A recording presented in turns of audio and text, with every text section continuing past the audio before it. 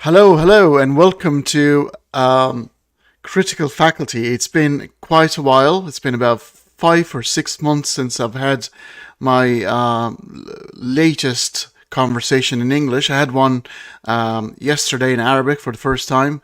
Yeah, I've had a bit much needed rest from social media and the big debate. However, I can only hide for a while. I needed to come back and discuss the current affairs and the situation that is boiling over in the Middle East. This situation has lots of roots: philosophical, political, religious, you name it. It's quite complex. And no matter where you stand on that particular situation, you're bound to be threatened and blamed for your position. But we don't care. And I've got another person who really doesn't care, and he only will say what he believes. Is the magnificent Jonathan MS Pearce. How are you, Jonathan? Hey, Hanny, it's really good to be back. And quite frankly, I'm not sure you should have come back yet. I think I would have taken a couple more months off because this is a crazy time in world history. As you probably know, I have been obsessed with the Ukraine-Russia conflict for a year and a half. I have ATP Geopolitics as my geopolitical channel that's been looking in depth every single day. I haven't had a day off for over a year looking at that, including Christmas Day. So I'm obsessed with that. And then along comes the Israel Palestine conflict. And it's, oh my goodness, right? So much that there are connections to the two, but it's such a difficult conflict to get your head around. But it has deeply divided people, polarized people, and unfortunately, people like good guys and bad guys, or one side or the other, black and white. And it's not a conflict that lends itself to that kind of narrative, and that's why people, I think, are having a real issue with getting their heads around it.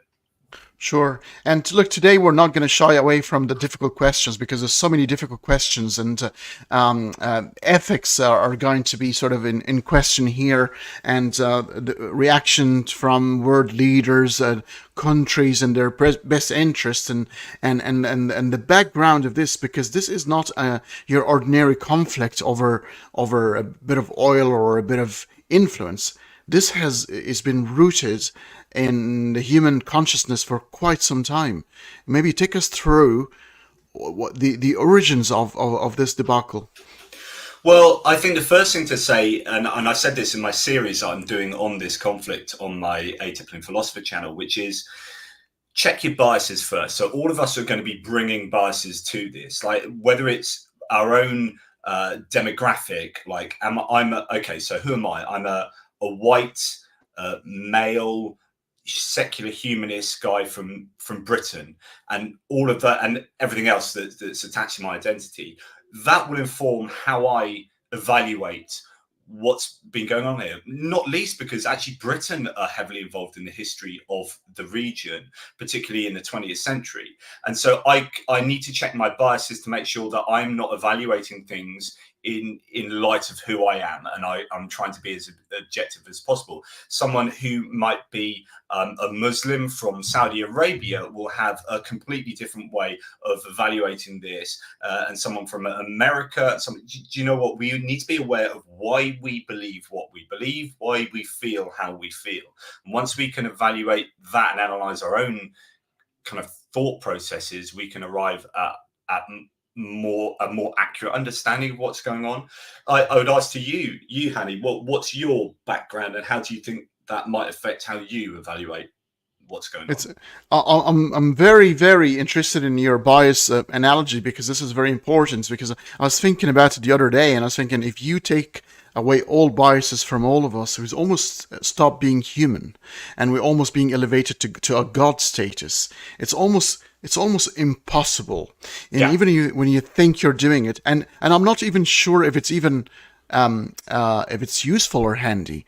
Most of our logical fallacies and biases have actually helped us survive for quite some time. If you didn't love your country and your mother and your family and your tribe, you probably wouldn't survive a day in antiquity. So these biases are well grounded, and they're quite logical, even though that we might say that, well, lots of logical fallacies stem from them.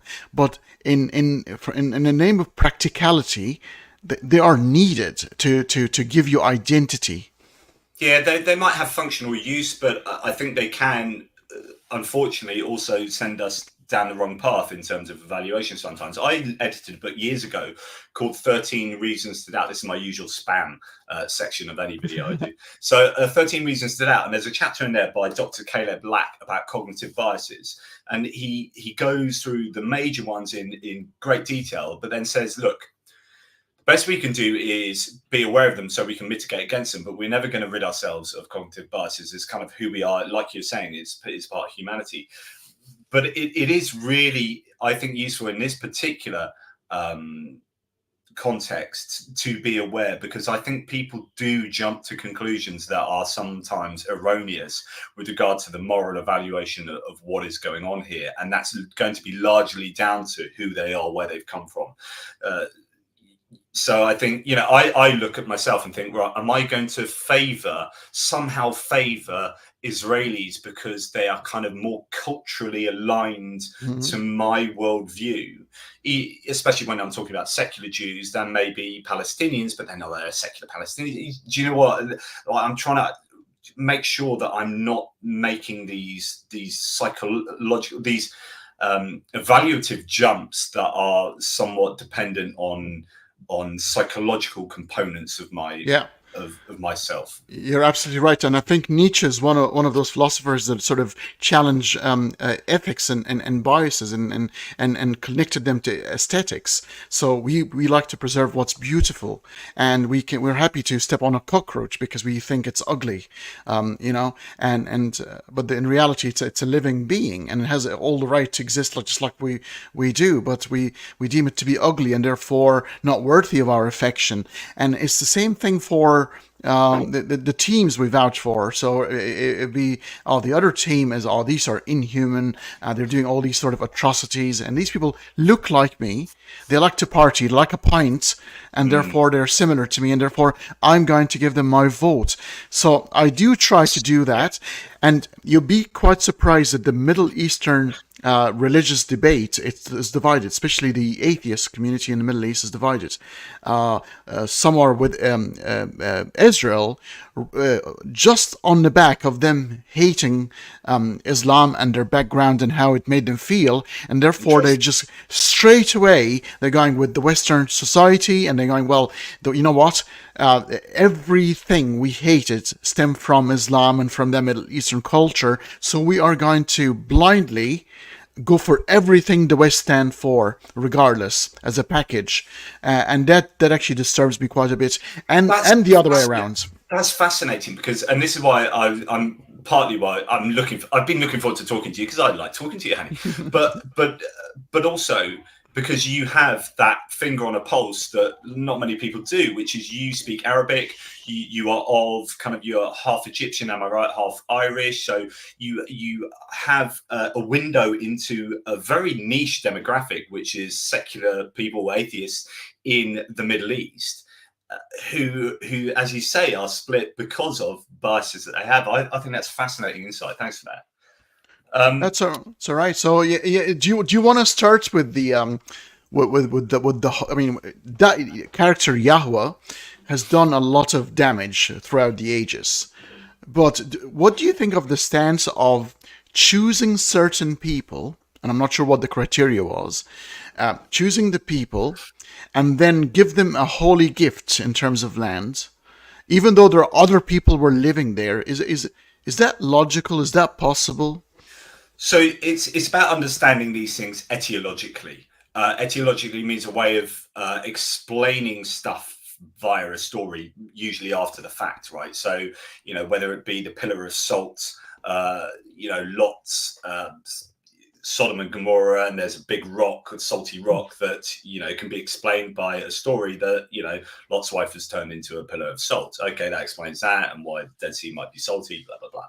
You get this quite a lot. So what often happens as well is I think people try and validate themselves ultimately like as in through the most ultimate thing, which is a god, and more ultimate than a god out of many gods is like a one god, it's some kind of monotheistic god. So if you could say that, I'll tell you what, we're right. And do you know why do you know why I know we're right? Because it's written in this holy book that God has said.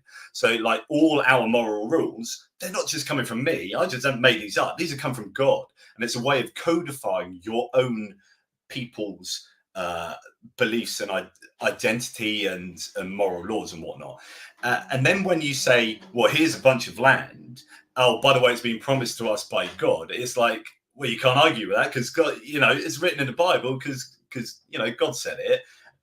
No one can argue with that. Of course, kind of need to believe in that God, and that's where we get into a bit of a problem here. But it is a great way to say that we're right because God says we're right, and this is our land because God says it's our land. End of Yeah. So conversation. you think it's sort of the ultimate rubber stamp. So when you have a dispute over a piece of land or something, somebody turns up with a document and says, "Look at this! It's stamped and authorized by the municipality or the council or whatever."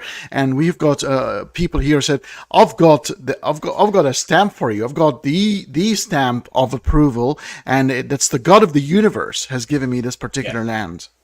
and you and I, we're atheists, right? So we don't believe that God actually came down and promised that. So we necessarily have to believe that's how it came about. But like, there is no way. It's not like, oh, he didn't quite say that. He said something else. No, he didn't exist, right? So there was never this moment where God got together with Moses or whoever or Abraham and said X, Y, and Z, right? So we don't believe that. But likewise, now it's interesting because you've got Abrahamic faith, so you've got Islam, and you can tell me exactly what Muslims believe about a promised covenant to the Jews, because Hmm. I'm not aware of that. I'd be really interested in what you have to say.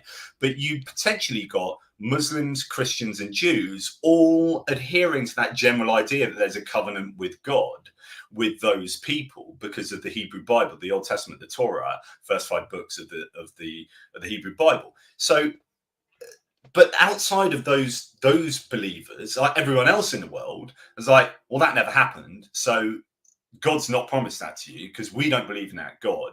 And then you get some Christians saying, well, we believe in that God, but actually the Old Testament's not that important. So it's a bit, and they could leave that behind. So what's the situation with where Muslims stand with regard to this covenant? So it's very interesting. Israel, or the God of Israel, and Moses in particular, occupy a significant part of the Quran. Yeah. They actually speak about the Israelites probably more than Muhammad and Islam in the Quran, because it gives a strong foundation. See, every religion, when it comes anew, it needs a strong foundation. And if you coming to present yourself as the same God of the your ancestors, then there's a big a part of that story. It's not emphasized. Yes, the promised land is mentioned there, but it was mentioned as a contemporary concept around that time. It's not promised forever. Right. Interesting. Yeah, and especially if you put as well the understanding, people need to understand something. What we see today in terms of I'm British. I like bangers and mash, a pint, the pub, God Save the Queen, Manchester United, all of or the King Say now, the yeah, king. Yeah. the King now. All of these things were not readily available. The understanding of a land or a country, it was quite vague back in antiquity.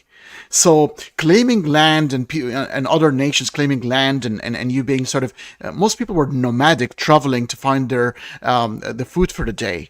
So today's concept about borders, exact borders, and this is where you live and this is where you belong was quite blurred. So it was very easy sort of to adopt that, and there are sort of people that would actually belong to different races or different nations and sort of traveled around. So that sentiment wasn't very strong at that time, but and it was actually up to the 18th century was the case. You had maybe two or three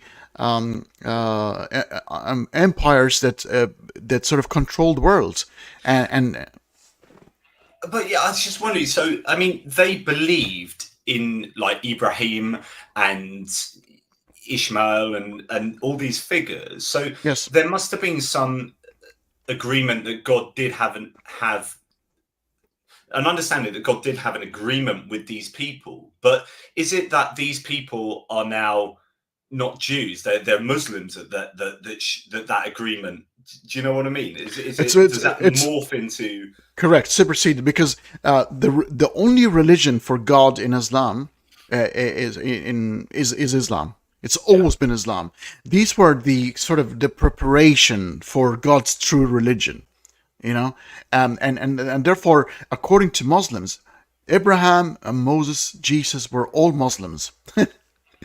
You know, So in a then we get to, so this is a problem of pluralism. So you have Muslims effectively saying, right, well, we've got divine decree to being the chosen people, and you've got Jews saying, well, we've got divine decree to being the chosen people and having access or having ownership over this land.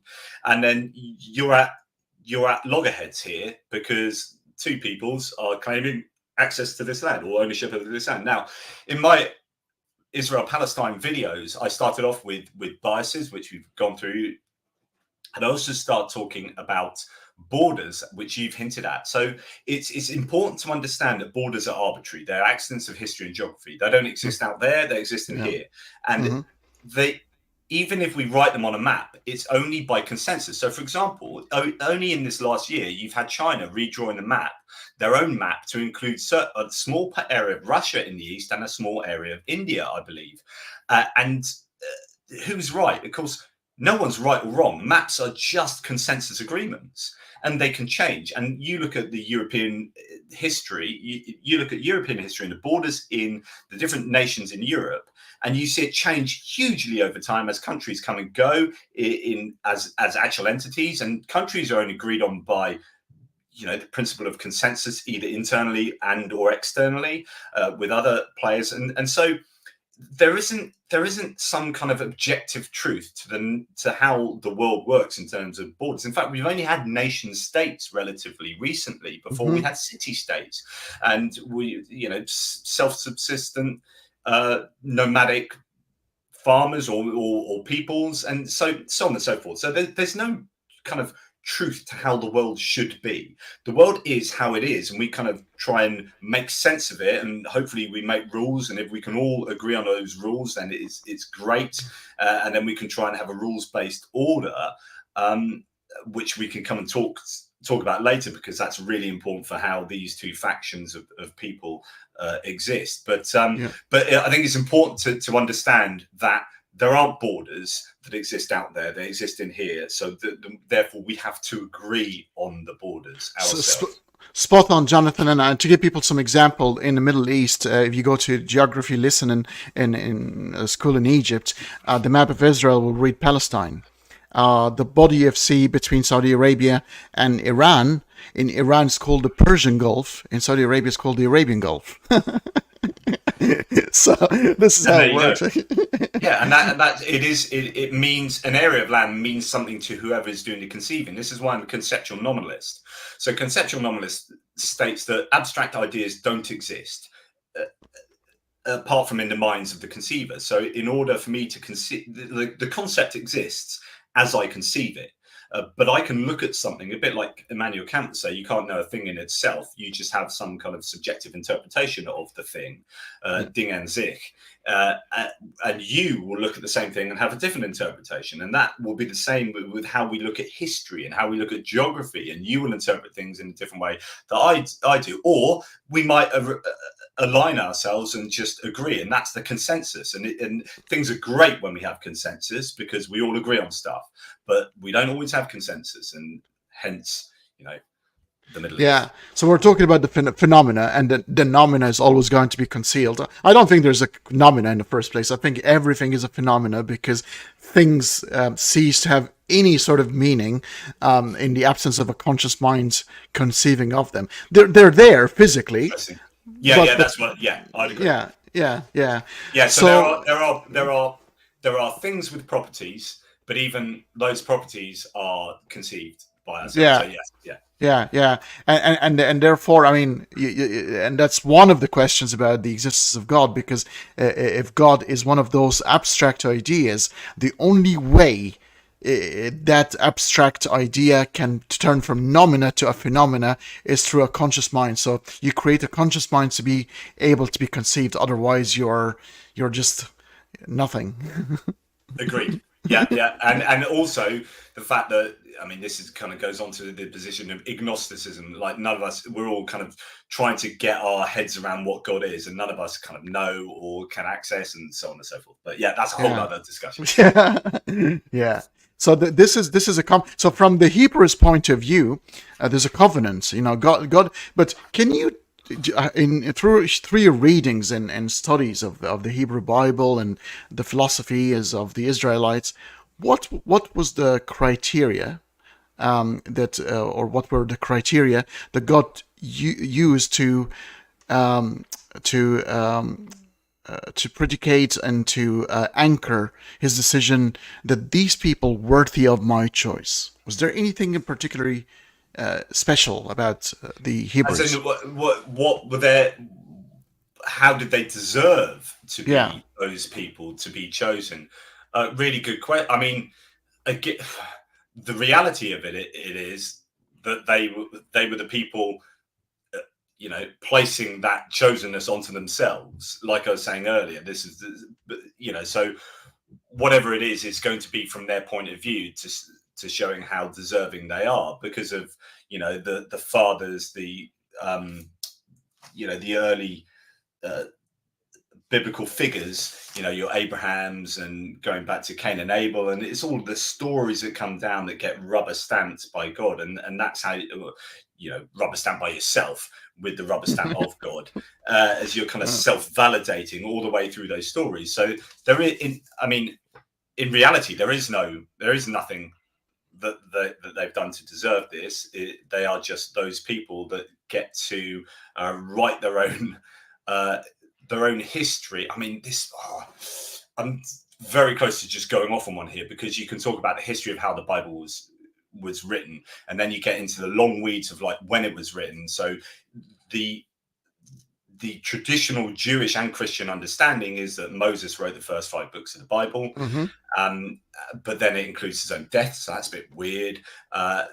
Then more critical scholarship came along, and I think that I would go with the prevailing modern scholarship that actually was written in the exilic period. So the Jewish people were exiled into Babylon or Babylonia. Not all of them, but a lot of them were exiled, and they were without a history book, if you like, a sense of national identity, and they were exiled and they needed that national identity. So they ended up writing the Bible, or the Hebrew Bible, and then kind of backdating it, if you like. And it was this just kind of expression of who they were. But it was relatively late, and none of these things happened. They nicked a bunch of stories from their exiled communities. We saw Sargon II of Akkad having the birth narrative that's exactly the same as Moses's, so they write that into Moses, so on and so forth. And you get this storybook that's written that places these people in that geographical area, and then says, and God promised us this land, we are the chosen people. But of course, they're not. It only becomes more prevalent as they establish themselves as a more united people in that area over time, up until the Christian period. But even then, they weren't hugely united. And you can start. Again, I'm going to go off on one, but you can look at the Elephantine papyri, which are sort of from the 500s BC, I think, 600s, maybe 500s, and these are documents that show that actually Jewish people didn't even have an Orthodox Judaism. So they had almost a syncretism where they'd taken aspects of other religions, and it was almost polytheistic. And these are letters, these are papyri that we can see where they are like, hang on, they don't mention a single biblical figure from that you would know about, like your Moseses and Abrahams and all this. So none of the big biblical figures are mentioned. And you're thinking, okay, this then feeds into, because this is like really old stuff, but it's not nearly as old as what the traditionalists claim the Bible was written in that time. But modern scholarship says the Bible was written late in the exilic period. After that, the Elephantine Papyri. So it looks like those figures and those stories didn't exist until really quite late, the exilic period, and then it was all made up. And here we are. And then we have people nowadays, thousands of years later, saying, well, this is our homeland, this is promised to us by God.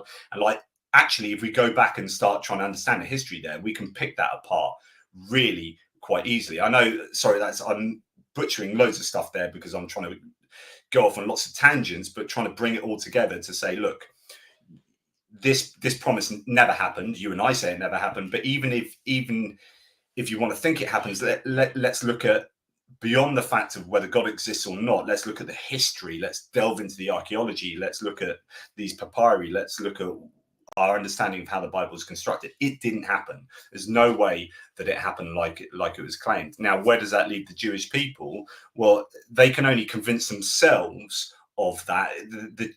They're not going to convince other people outside of the Jewish communities that they have some divine right to that land. Yeah. Sorry, that's where it's going in the end. No, I completely agree. I'm going to ask you a question now in a second. Do you think, we know from modern psychology, and it's been portrayed in art and film and so forth, that an individual, when suppressed, especially a child, they can end up creating an alter ego, a hero, or a person that will end up saving them. We see it in some horror movies, like the Exorcism of Emily Rose, where the girl was sort of sexually assaulted by a close relative, and she became sort of possessed, or a child creating an alter ego of a superhero if somebody is trying to save him. Do you think that can happen on a nation level, where a group of people that get suppressed so much that they end up creating a super entity that saves their bacon? Well, I don't know if you mean a divine entity, but they did. Yeah. I could argue that was what Moses was. So they were in exile in Babylonia, like enslaved, if you like, but not quite enslaved, but in exile. And they create the story of Moses releasing them from bondage in a foreign land and leading them to their promised land, right? So Yeah. that is a sense of what you were saying there, possibly. I'm suggesting even the creation of Yahweh. Yahweh is the adopting God. He's the storm desert God who's actually wasn't even large. He was like one of the offspring of El, the chief god, and suddenly that was created to become, and it's a warrior god. It's not any type of god. It's a god that can actually win you wars.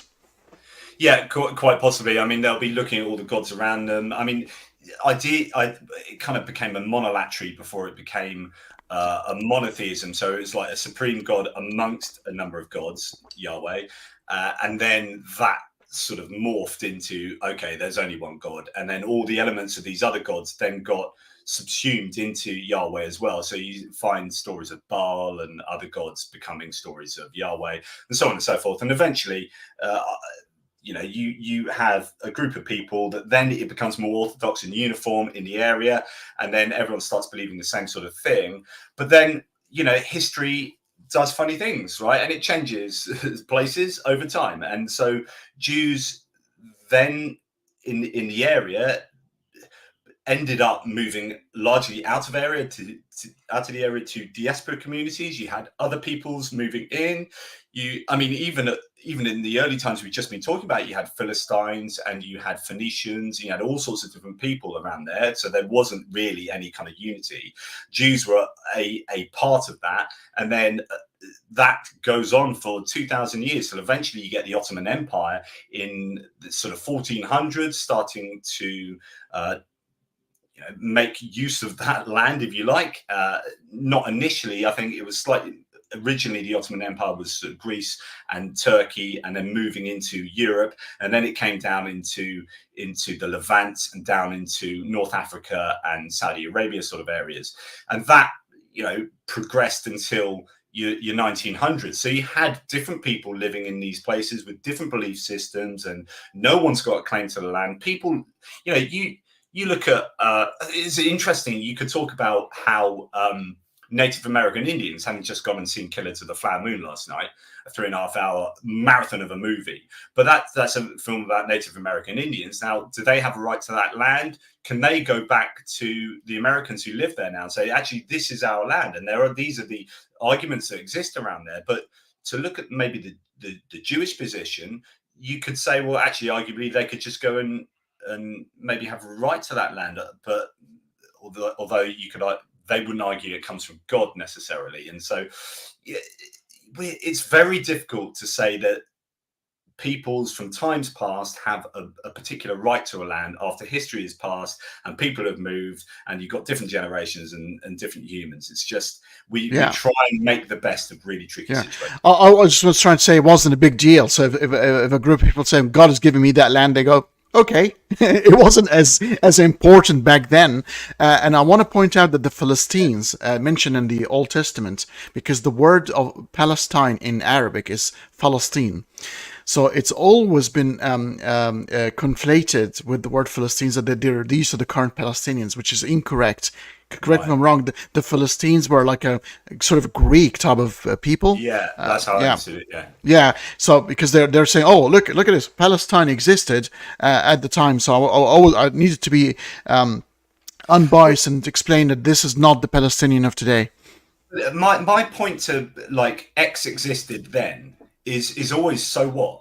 Like exactly. I don't mean to be like dismissive, because that will probably piss off both Palestinians and Israelis here, because my point is that, well, that's history, this is now, and we are humans and we need to live together. I live here, you live here, shouldn't we live together in harmony? That's a really simple kind of like simplistic understanding. But it's like, you know, England is from the Angles, the Anglo-Saxons. It come, you know, Saxony and Angles, and then we got the Danes, and then we got Vikings, and they all come.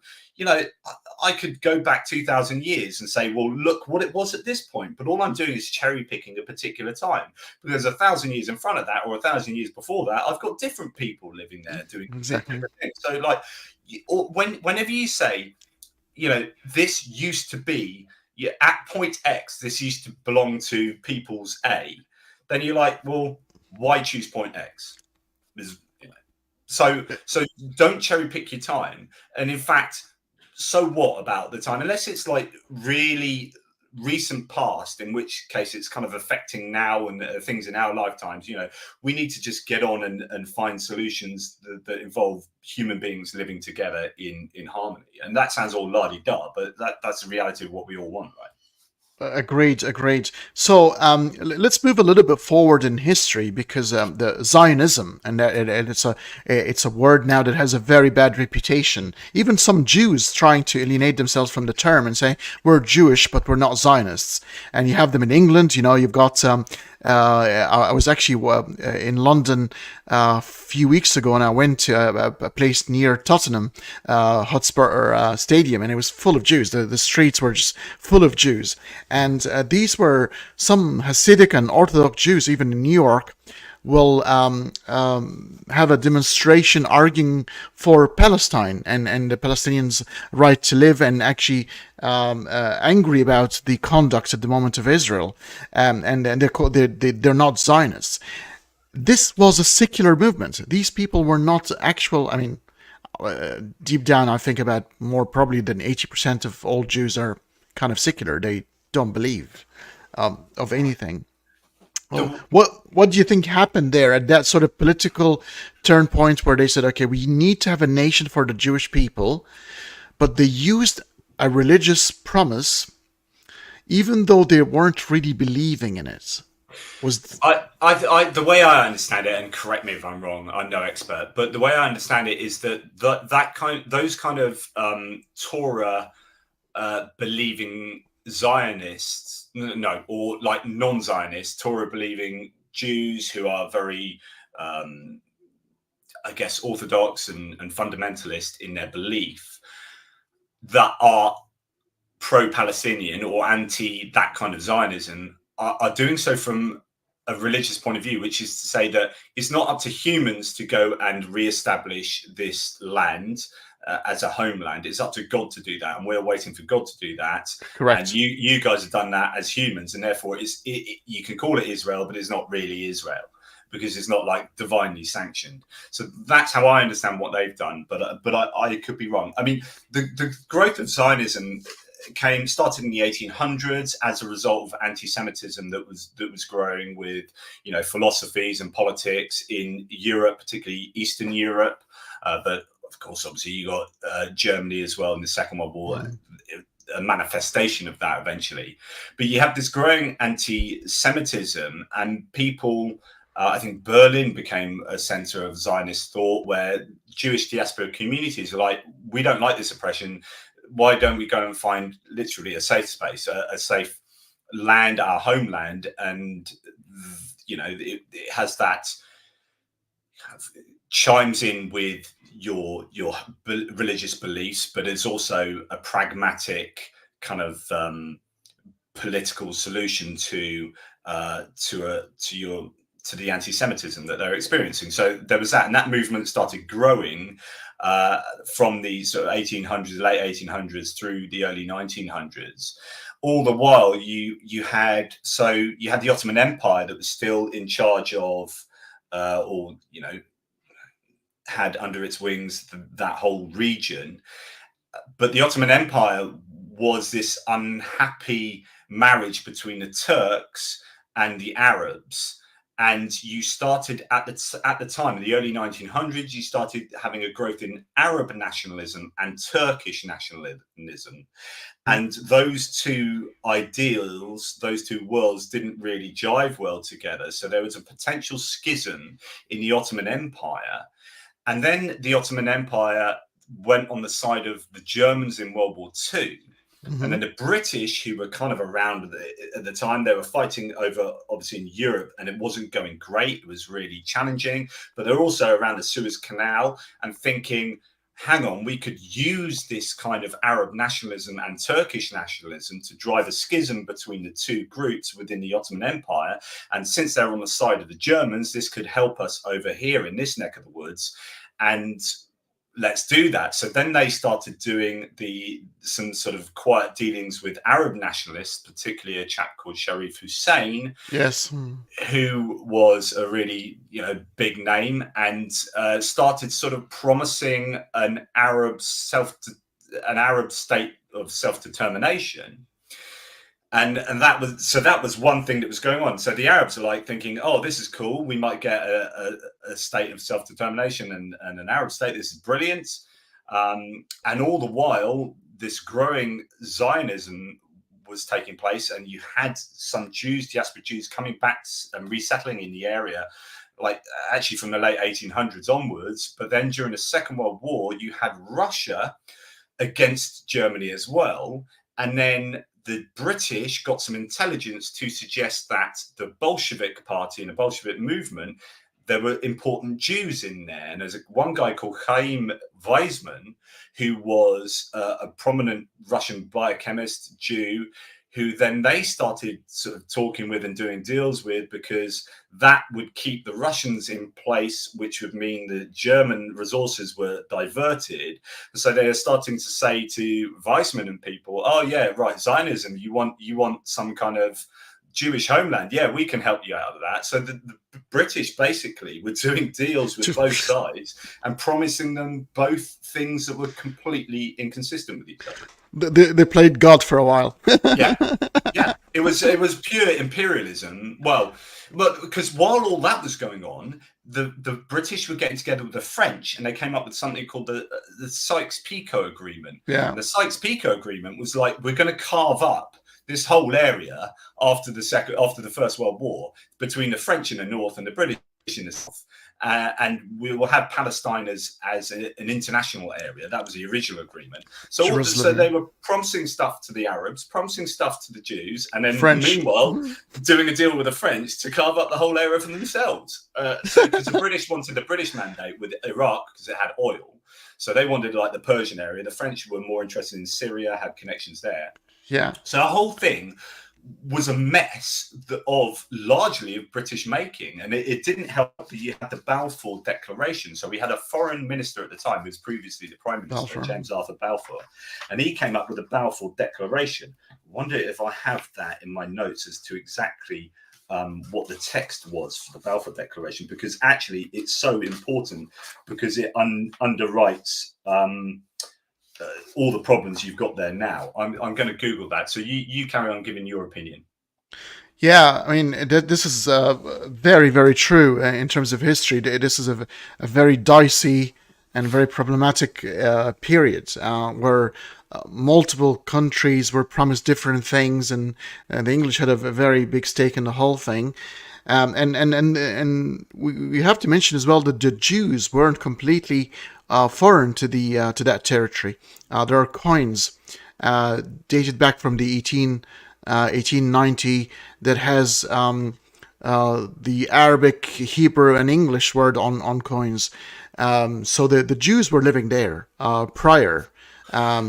So I think so. The Jews took up at the time about, I think it was 8% of the population. There were Correct. 700,000 Palestinians. They had a minority population for sure, but you also started to get Jewish diaspora communities having people come back from those communities to Israel, and you also had this situation where these people coming back are actually also largely organizations of these people. Like, there were two particular funds that were buying up land. It wasn't so much that they were settling by taking land, but they're actually buying up large amounts of True. land. Mm-hmm. And that complicates things because there's a voluntary exchange there. So people are selling them land. But I was thinking about this earlier today, thinking about how would I feel if, like, Shell or Monsanto or ExxonMobil was like going up and bona fide buying land off people, offering them good money for land. And then, yeah, that was going on. And then, like, 20 years later, like 50% of my community was suddenly bought up by Shell. I'd be like, yeah, I'm not too cool with that. Do you know what I mean? Now, I know that's a limited analogy, but the point is you can have a voluntary arrangement that can still not fit well with the people living there after a certain amount of time and a certain amount of land has been sold. Yeah, Do but you you'd know what I argue mean? as well. Would you argue as well is people have had to protect their own interests. So from the point of view of the individual who's selling his house for a Yeah. good amount of money, they're not wary of whether this has been orchestrated or organized movement by the Jews to be able to do that in the to ensure that they have a certain stakehold in that territory, and might have been even spontaneous. We don't even know whether it's been planned or organized. Obviously, after the event, you can come up with all type of theories, but what we know is, yes, some land was exchanged for money, but the Balfour Declaration is the one that I think is broke the camel's back. Yeah. So if I can just share with Yeah, please. people the Balfour Declaration. Let's say this is a text of the Balfour Declaration. I don't know if you can add that in. I know it's a bit small. So no, I can't. So anyway, dear Lord Rothschild, I had the pleasure to convey you on behalf of His Majesty's government the following declaration of sympathy with Jewish Zionist aspirations, which has been submitted to and approved by the cabinet. So before you get into the words, and the next 67 words after that are the Balfour Declaration, right? But before you get into that, you have an understanding that the British here are in sympathy with Jewish Zionist aspirations, and therefore not kind of as sympathetic to the Palestinians who are living there. So this is the declaration. His Majesty's government view with favour the establishment of Palestine of a national home for the Jewish people, and will use their best endeavours to facilitate the achievement of this object. So that's pretty clear there. But it then says this, and the problem is, I think these two things are just contradictory. It then says, it being clearly understood that nothing shall be done which may prejudice the civil and religious rights of existing non-Jewish communities in Palestine, or the rights and political status enjoyed by Jews in any other country. Now, I don't think those two things go particularly well together. You can take that down if you want now. But I don't think those two things go particularly well together. It's also interesting that that Balfour Declaration kind of got written into the Versailles peace agreements after the First World War that Hmm. then allowed the area to be carved up between basically the British and the French, with the Russians having involvement, the Italians as well. The nature is you've just got a massive hot mess where the British are promising to the Arabs and they're promising to to Jewish people as well, and also set out this declaration that seems overtly pro-Jewish, but also states that actually it shouldn't affect the Palestinians negatively, but it doesn't quite work like that. So, what are your thoughts on the Balfour Declaration? Oh well, I think it's very pragmatic, and again, you can criticize it from an ethical point of view. But then this is a different world we're talking about. We're different context and nations and countries. We said that everything was blurred. We've talking about other empires have done similar things in the past. I know the British maybe didn't do the right thing ethically, if you want to sort of judge them that way. But Mm-hmm. then there's so many stories in history where even worse that happened by the strong ones. This is a story, unfortunately, and I'm so sadly to say that we're not going to see the ass of. This is going to happen over and over and over again. It might take different forms. It might be a little bit masked and subdued because of the 21st century cancel culture, and you'll have to show a different face on what you're doing in the background. But back then, the world was quite blatant and obvious. What you see is what you get, which is kind of refreshing now in terms of what's happening right now, because you have world leaders will turn up in on international stages saying something, and in the background something completely different is being cooked, and you see the result of. So that's even worse. Yeah, I mean it. So, my goodness, it's a right hot mess. I mean, we could fast forward right to the UN resolution for a truce last night, where this is. So, if I can share this, I don't know if that's okay. Share this tab Sure. instead. Can you just put that up? So, just to give an understanding of how uh, difficult this is, if you look at, so this was for a truce, ceasefire humanitarian arrangement last night at the UN. And as far as I can work out here, the European nations are split between in favour, against, and abstention, which means that the Europeans who have got together, the EU have got together and say, right, let's have a united front in terms of the Gaza Israel.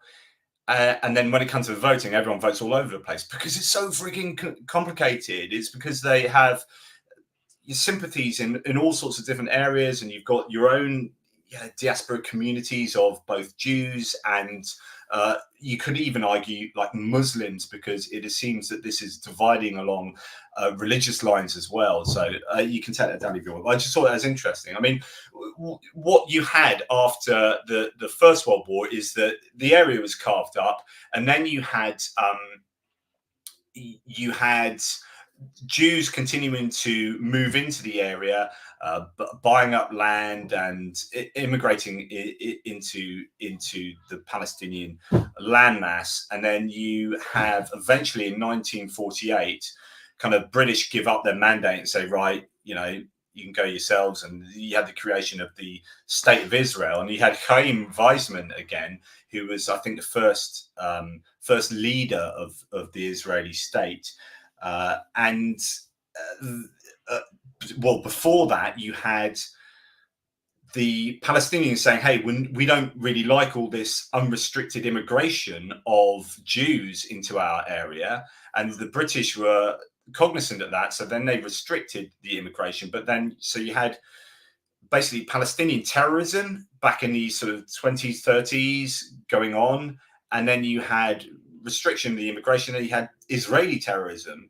And it's just like a big hot mess already then, it appears to me. And then the state of Israel was created. But of course, what about the Palestinians who lived there? What about the ownership of the land there? And then you have going forward, the 6 Day War. You have all these different. You had the Intifadas where there were like big old riots and whatnot, and over this time, the Israelis, because they had a better kind of a war machine, I guess. They were able to establish themselves more robustly, and then the Palestinians got pushed into certain areas and had less and less land, even though the populations, should have dictated it might be otherwise, so on and so forth. And then I'm just fast forwarding through like 70 years now. Yeah. To modern times. But Jonah, this list is quite interesting. Some names there, especially in the abstention, you can see Iraq and Tunisia abstained from voting, which is incredible. That is interesting. Actually, I hadn't noticed Iraq there. Two Arab countries, yeah. and especially Iraq. That's like in the midst of it. Yeah, that is very interesting. Yeah. Thanks for that. Very bizarre, and yeah. I think this is a really good synopsis of where they were at. And this is going back to sort of the 1920s. Avi Schleim, who's professor of international relations at Oxford, saw it in this way, quote, "The Arabs had a strong case, but very poor advocates. The Zionists had a case. It wasn't as strong as the local Arabs, but they had brilliant advocates. Zionism is one of the greatest public success stories of the 20th century. Chaim Weizmann exemplified these traditional Jewish skills of advocacy and persuasion."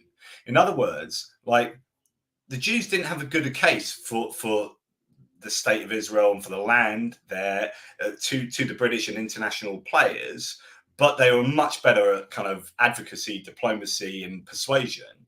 And Whereas still, and you could argue that's still the case. And again, you can talk about biases. So, did the Jewish population, or did people like Weizmann have that purchase with the British, for example, because he was Jewish, more kind of European of origin, and rather than dealing with these Arab people who would have been in the out group for the British much more than, say, Weizmann would have been. So yeah, they could be better advocates and better persuaders, but also these guys are a bit more like me, so I'm more likely, and this is where psychology comes into it maybe as well. That's me speculating. Yeah. Look, even the Jews have been persecuted throughout sort of the history for being different, for committing deicide. They killed God, after all, So they have not been sort of very popular. However, and I've got to call a spade, they've contributed a little bit more than the Arabs to humanity in terms of sciences. They had brilliant people working on sciences, working on arts, working on philosophy, working on different endeavor. And I think, again, adversity can create an interesting persona on individual and nationalistic level. And I think a nation that struggles and goes through all these atrocities, they tend to be resilient, and maybe smarter and wiser. The Arabs, on the other hand, being a bit more nomadic, they've been sort of obscure and protected from the rest of the world. They were quite naive. They didn't have the experience on the world stage and how to portray their ideas and how to convince people. It's still happening today. If I'm on the fence, and I get a Palestinian and Israeli, the Israeli will make a compelling argument, even though their stance is quite weak, but using the right words, trying to appeal to my psychological state of mind, while the Palestinian will straight away tell you that you're stupid and you're unethical, and if you choose anything else, then you're nothing less than an animal. And I go, shit, I'm being sweet talked here by the Jew, and I'm leaning towards that sort of narrative rather than somebody is shouting and frothing in the mouth, and that has always been detrimental to the Arabic cause. Yeah, I think that's an interesting observation there, and it goes back to what the quote was about. So I tend to agree. Not that I have met an awful lot of either, actually. So going from there, you have, historically speaking, you've got the 6 Day War, the Yom Kippur War, you've got the first Intifada, which was this kind of rebellion, so Palestinian uprising. There's one in 1987, led to clashes, protests, and violence against Israeli occupation in West Bank and Gaza and Israel. And in each of these times, the kind of pushback to this led to the Palestinians having less and less, which then fuels their anger more and more, and it becomes this cycle of feeling of oppression and so on and so forth. It's definitely difficult for them. There was something else I was going to say. It will come back to me. But yeah, that was it. And one of the challenges for Palestinians is that in all these agreements, Palestine ended up being a non-contiguous entity. In other words, it's not joined. You've got the West Bank and you've got Gaza. The Gaza Strip has become, 25 square miles, the third most densely populated area in the world. Some saying it's the most. So it's just basically an urban area. And then you've got West Bank over here, and it's not joined. Like what a disadvantage for a nation to not, or supposedly a nation to not have contiguous like land masses like that, which then means that Israel gets to control that movement between the two. Then you've got West Bank as an area on the west bank of the Jordan that is then settled into more and more by Jewish people over time. And then obviously that's upsetting the Palestinians, and it goes along to sort of 2006, is it? Yeah, 2006, where you have elections, Palestinian elections, and over this Hamas. time, previously, yeah. So over this time, PLO, Palestinian Liberation Organization, which originally was like a terrorist organization, and morphed into actually the official umbrella of Palestinian politics, out of which you had parties like Fatah, who are much more, officially recognised as a political party, as opposed to Hamas, which is recognised as a terrorist organisation by most people. You have 2006 comes along, and then there are these elections. And although Fatah win a presidential election, they don't win the legislative elections, particularly in Gaza. So Fatah, basically in the PLO, control West Bank, as far as I understand it, and Yeah. Gaza Strip becomes controlled by Hamas. Now, here's a really key point, mate, and that is that people talk about, but Hamas, that's who they voted in, and blah, blah, blah, blah. But actually, Hamas don't have a mandate, because there hasn't been an election there for 17 years, which means that no one under the age of 35 has voted for elections in the Gaza Strip, which means that and then there was maybe 75% turnout, which is pretty good, but you got 25% of people didn't vote. So that means that if we're looking at all the people in Gaza Strip, how many of those people voted in 2006 for Hamas? And actually, relatively few. They don't have a mandate to rule that area. They are ruling by effectively terroristic dictatorship, if you like. Although a lot of people there might align themselves with Hamas. And here's the key point. So not only does Hamas not have mandate, but key point is the subset fallacy, I like to call it. It's probably got an official name. I call it subset fallacy. All cats are animals, but not all animals are cats. All Hamas are Palestinians, give or take, let's assume. All Hamas are Palestinians, but not all Palestinians are Hamas. So if you are going to take things out on Gaza Strip, you are going to be killing people who are not Hamas. You can't tar all Palestinians with the Hamas brush. But all Hamas are Palestinians, so you've got to understand that there's a difference there. In the same way that all Israeli, all of the Israeli government are Israeli people, but not all Israeli people support the Israeli government. So the actions of people like Netanyahu and Smotrich, or Shotrich, is it, who are real right wingers doing things to Gaza Strip, might not be to the taste of all of the Israelis. And so it's very easy to tar. I've seen people who are pro-Palestine say, like, you can't tar Hamas with the same brush, and then go F Israel, F Israel, like tar the entirety of Israel with the brush of the decisions of Netanyahu. And it's like, hang on, mate, that is, you've just been a massive hypocrite here. We need to be really careful that you've got a spectrum of people in Israel and a spectrum of Palestinians as well. Oh, this is nothing new under the sun, Jonathan. It's this has always been the case. It's the poor civilians are always going to be the victims of this. This is what is sad for me in the 21st century. And in the words of Christopher Hitchens, we're still evolving. Our adrenaline gland is way too big, and our prefrontal lobe cortex is still small. We're still apish in the way we handle things, and I think this is going to be going for a while. It's sad, but and I'm going to ask you an ethical question here. We're going to go to a bit of philosophy and ask an ethical question. With the pyramid of needs, and having ethics and having morality and having good and evil, everything is at stake at the very top of that pyramid. When your life is threatened, so your biological being, that which ethics is predicated upon, would then ethics and morality and issues of morality get suspended Yeah. until you preserve life, and then you can start engaging in immorality? 100%. Yeah, completely agree with that. I'm going to rewind a little bit because let's just go back a couple of weeks, right? So Hamas went and did some absolutely, truly despicable things. I've seen videos, mate. I've seen videos of things that Hamas did that I can't unsee. I've seen some of the most, I have seen the most disgusting things I've ever seen in my life.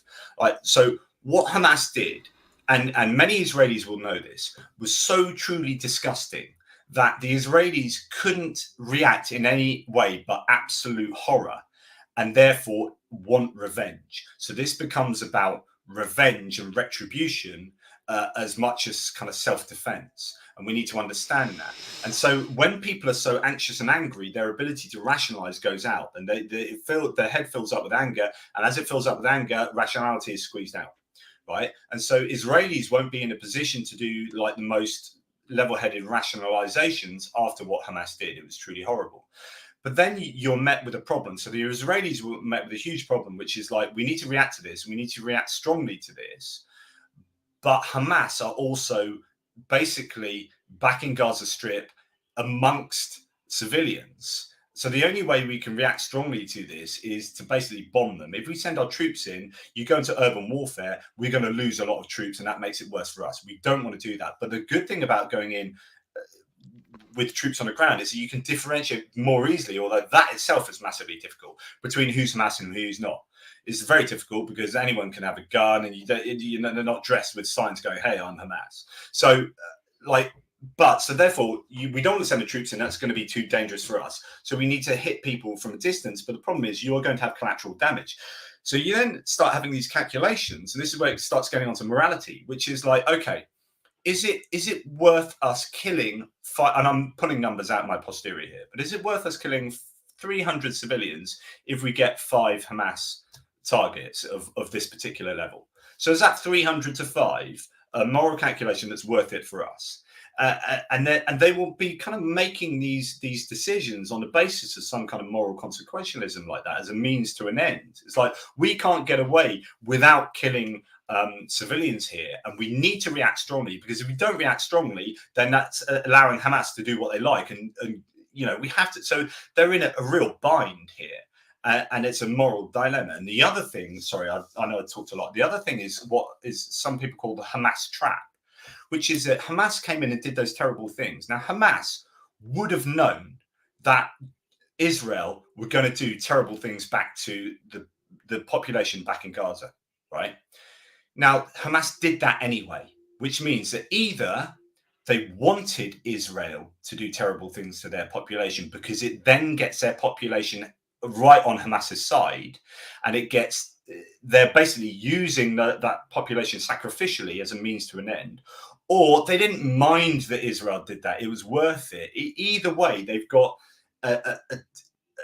almost a lack of not respect, a lack of value for their own population, because they're going and doing these terrible things in Israel and then running back, and Israel, and they know Israel are going to hit them hard and they'll lose a lot of Palestinians. So that's a Palestinian trap, because either way, whatever Israel do, they're going to absolutely piss off people who are aligned with Palestine. They're going to piss off Muslim communities around the world, which has happened, and it's all gone mental. So Hamas have got what they want. Israel have got really no choice in the matter, and it's the Hamas trap, I think.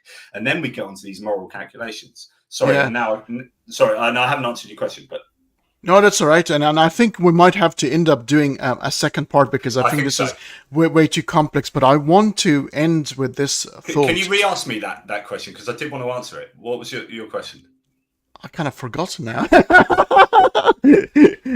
But it will come to me. But it was the ethical repercussions of somebody who's trying to preserve life. So if you're trying to preserve your life, would morality then exist? Totally agree with you. So what happens is, so for those who don't know, Maslow's hierarchy of needs is a pyramid. It wasn't a pyramid when he originally wrote it, but it became this pyramid where you have self-actualization at the top. You have these different levels that are built on top of the other. Now, some people debate it's exactly what he meant, but let's just go with the most simplistic understanding that once you've got your physiological needs, your kind of food, water, health, safety, warmth, you can move up to the next level and you worry about that, and then the next level. And once you put these levels in place, you can then get to self-actualization. And I could agree with this. And sort of a good example is like when in economic recessions, so before economic recessions where people have got disposable income, you're doing you're buying ethically. You're being an ethical consumer. Some people are, I've got extra money, I'm going to buy fair trade and I'm going to buy environmentally sustainable stuff. It costs me more, but it's fine. And then as soon as the economic recession comes along and your money's cut in half, you're like, right, sod that, I'm buying the cheapest stuff I can. And so morality goes out the window until other things are in place. So I absolutely agree with that. And I think for people like the Palestinians, the problem is whatever Israel do, they're going to force more Palestinians into the arms of Hamas. And the people will be fighting for their lives, and you'll be seeing the enemy, and morality goes out the window. But the same for the Israelis, which is they feel threatened. And so you kind of lash out to try and completely eliminate the threat. But in eliminating the threat, unfortunately, you're eliminating all sorts of other people, civilians, who then become the threat. So it's like you're shooting yourself in the foot. It's just that is the hot mess. So the thing that I want to end up with, so we are caught in a vicious cycle, of retribution, and I like what Egypt did. And one of my favorite presidents is President Sadat. So Egypt was involved in about 4 wars: 1948, 56. 67, and then 73, where they call it the 6th of October victory. So they broke the Bardif line and went a little bit into sort of Israel, had a bit of a brief victory. Then Sadat knows that he cannot win that war because it's the US, it's all of Europe and Israel against unorganized Arabic nations. So is that the Yom Kippur War where they did that surprise attack? Yeah. Correct, yeah. The 10th of Ramadan, 6th of October. It's a national day in Egypt at the moment. And then he goes, you know what? I want peace. And I'm going to speak in your Knesset. Let me speak. I'll go to your country and I'll speak. And says, okay, well, how about trade, stability and safety, and long-lasting peace for 2 states? And, because pragmatically he knows he's not going to win this war. And we're talking about the Palestinian affair. But Egypt's got all its land back, so Sinai is back now. And Taba was one of the last of the areas, was retrieved by a court order, completely legal and diplomacy, in 1982. The last piece of Sinai was returned back to Egypt. So you can do it. It can be done, because remember, psychologically, think about this. Israel has one weakness point.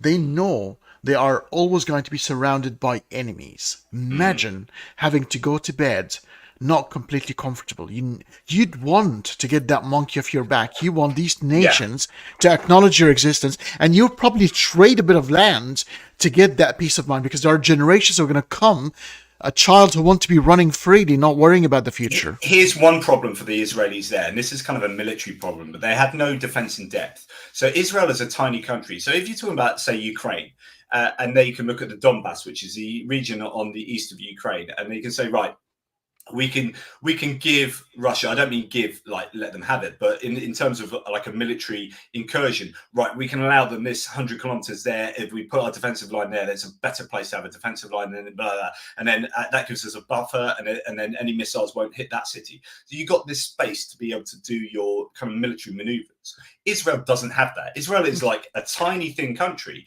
and so any attack in Israel is an attack on everywhere, and nowhere's safe.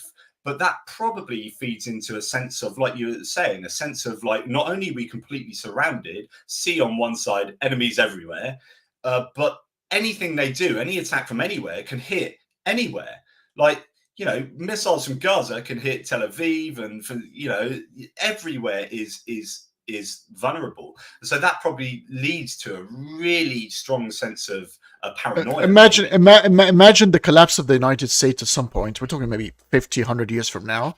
And then the European Union is taken over by a younger generation who've developed more of an ethical sort of foundation where this thing doesn't sit right with them. And suddenly Israel is left stranded. Yeah. I mean, so that's why they developed the so much. They're big on the industrial military complex and developing weapons so that they can have that advantage, because they lose in terms of population, in terms of, I mean, this is why they conscript women as well. It's Yes, they need and it's actually worked, because they managed to mobilize 300,000 people within a week. Oh, that's insanely good, but that was only. They're only able to do that because they mobilize women. So it's all these things because they know how weak they really are going forward, and they rely on a lot of international support. But on the other hand, Jonathan, the Arabs also need to understand this is now a group of people, maybe because of the atrocities and the craziness of the past, but there are fourth and fifth generation people born. A child is born screaming out of the womb, not having a clue what the fuck has happened prior to their existence. What are you going to do with that? This is a humanitarian thing at the moment. Yeah, some person needs to come and break the vicious cycle and say, this is a new era. You're absolutely right. So I was just going to say one more thing. It's also more complicated because you've got people supporting Hamas, but you've got Iran supporting Hamas. Hamas are Sunni Muslims, Arab Sunni Muslims, whereas Iran are Shiite Persian. And they don't. That's a marriage of convenience and nothing more. And the same with Hezbollah and Hamas. So it's incredibly complicated. And you've got. So the question for me is, why did Hamas do what they did when they did it? And the answer is possibly that we were starting to see normalization talks between Saudi Arabia, Arab Sunnis, with Israel. And the Hamas attacks put a massive spanner in the works. Hamas don't want diplomacy. They don't want peace. They want the entire destruction of Israel.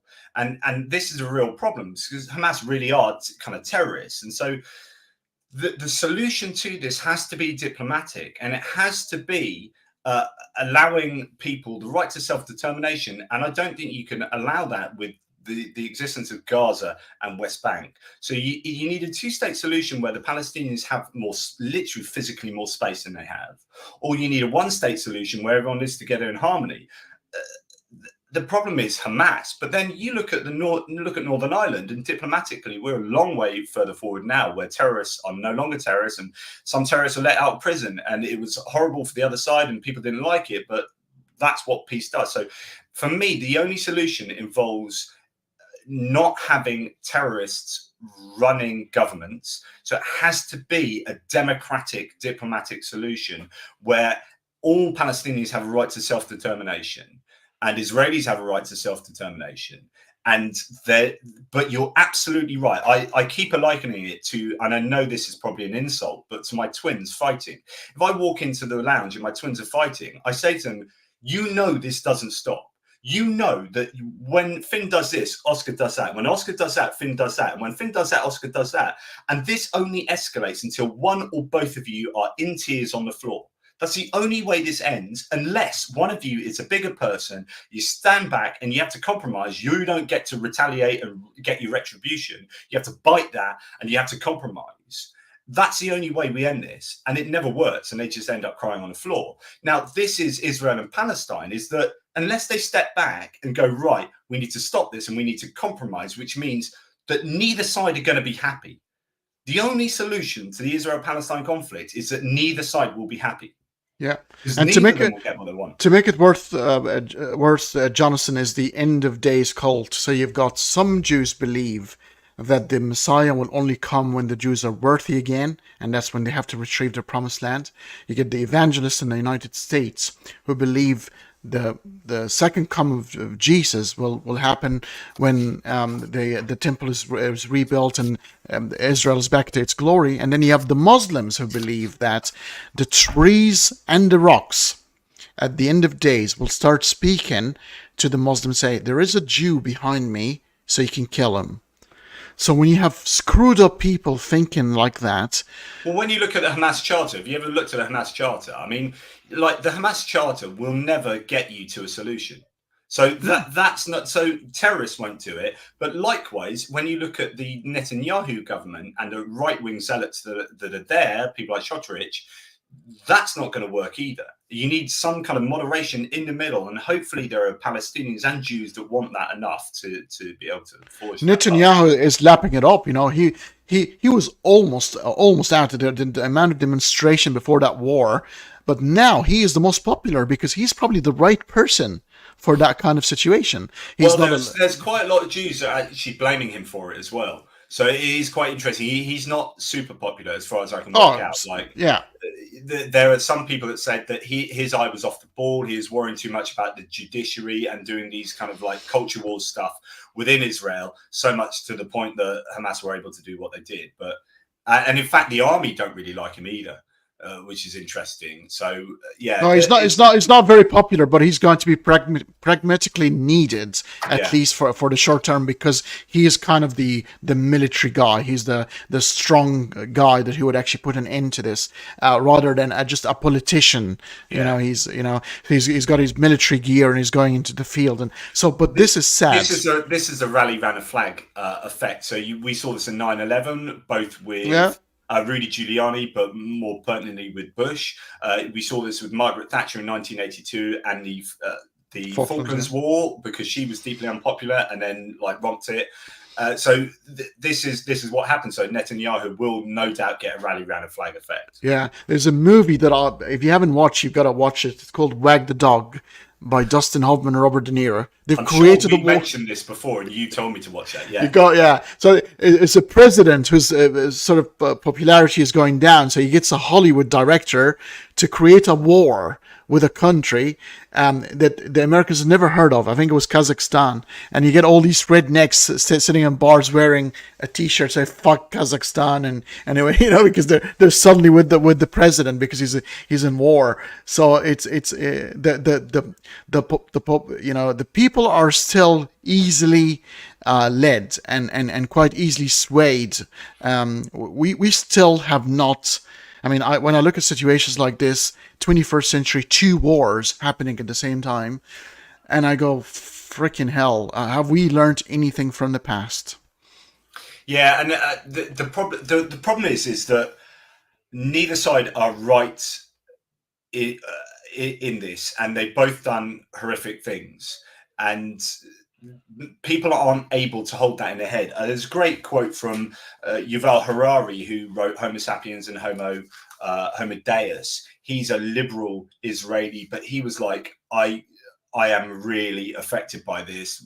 This was just after Hamas did what they did, and for a liberal to come out and saying like, but that's the idea of the anger being so high in your mind you can't rationalize. But he said most people cannot comprehend that it is possible to be both a victim and a perpetrator at the same time. Yes. And that's so important, and I think that applies to both sides. And the problem is that around the world people are jumping on the this conflict at one end or the other with no nuance. And you're getting an awful lot of people in America, in the UK, in a lot of countries coming out in support of pro-Palestine. What I would say, the messaging is uncomfortable for that, because I can get on board with the pro-Palestine movement in absent of all the context at the moment, just as a kind of like, yeah, I understand, and I am basically pro-Palestine.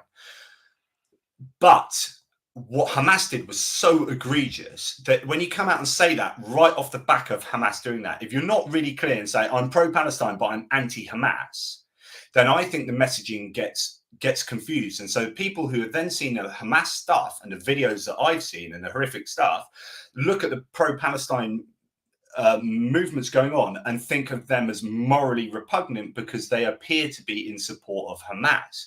And I think if you don't have a really clear delineation between Hamas and pro-Palestine, then you end up adding to this like polarization, and I think it's possibly counterproductive.